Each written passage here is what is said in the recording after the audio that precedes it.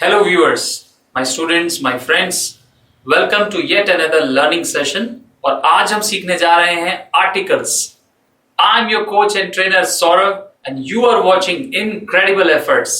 सो article को समझने से पहले हम ये जानना चाहेंगे कि आर्टिकल्स आखिर है क्या, कैसे बने, इंग्लिश ग्रामर में कौन से नंबर पे ये आते हैं और किस चीज की पोजीशन बताते हैं।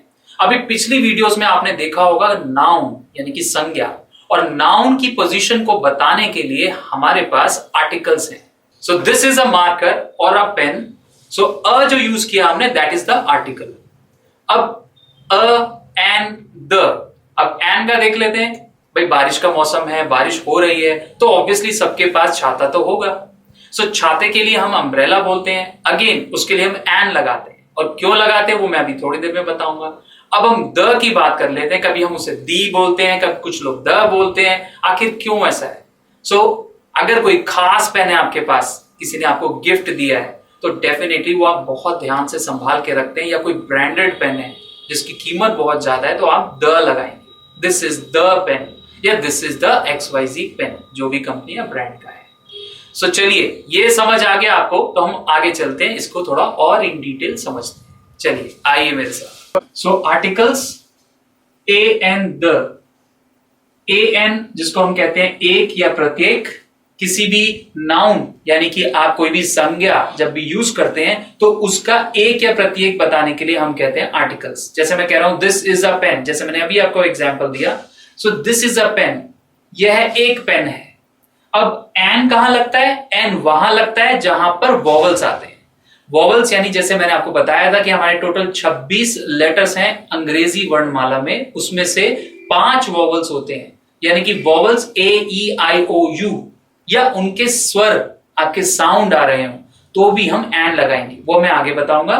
बट अभी आप समझिए कि आर्टिकल आखिर किस पार्ट में आते हैं, ग्रामर के किस पोर्शन में आते हैं।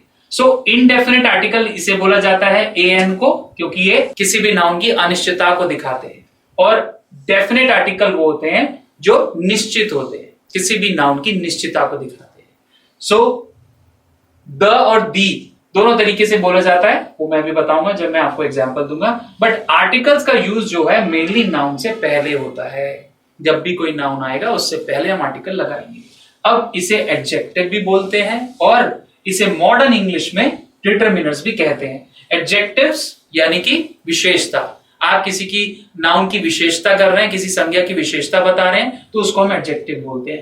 तो क्योंकि ये हमें किसी नाउन का एक या प्रत्येक होने का हमें एहसास दिला रहे हैं, या फिर वर्ड से हमें पता लगता है कि उनकी क्वांटिटी कितनी है, that's why they are called adjective also. Secondly modern English में हम इसे डिटरमिनर्स कहते हैं।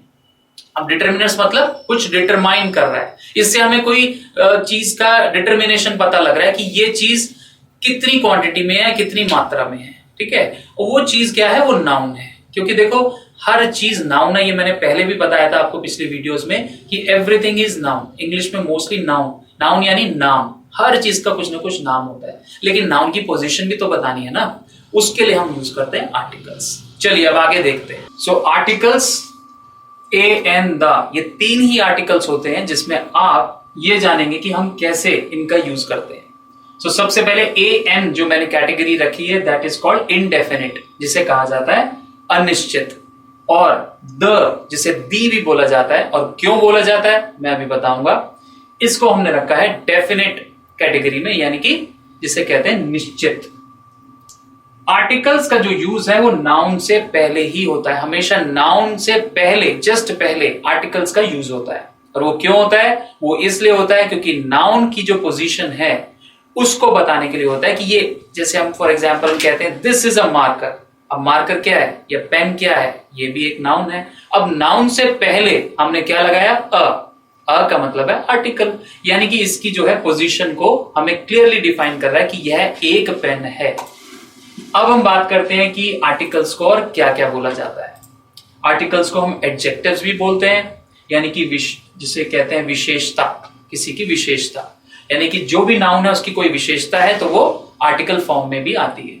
और इसे मॉडर्न इंग्लिश में हम आजकल डिटरमिनर्स कहते हैं। डिटरमिनर्स मतलब किसी चीज को डिटरमाइन करना, यानी कि उसका निचोड़ निकालना या उसे एक गिनती में लेकर आना। और भी बहुत सारे डिटर्मिनर्स हैं ग्रामर में जो हम सीखेंगे, बट अभी फिलहाल के लिए हम आर्टिकल्स पे फोकस करते हैं। सो अब आपको क्या करना है, सिर्फ इतना करना है कि आपने मुझे बताना है कि इन आर्टिकल से आपने कितनी प्रैक्टिस की, और अगर आप चाहते हैं competitive exam point of view से तो मुझे जरूर बताइएगा, मैं आपको और डिटेल में इस पर वीडियो बना के जरूर दूंगा। और इसी के साथ बस आज के लिए इतना ही, मैं आपसे अगली वीडियो में मिलूंगा, तब तक के लिए कीप प्रैक्टिसिंग, बाय बाय।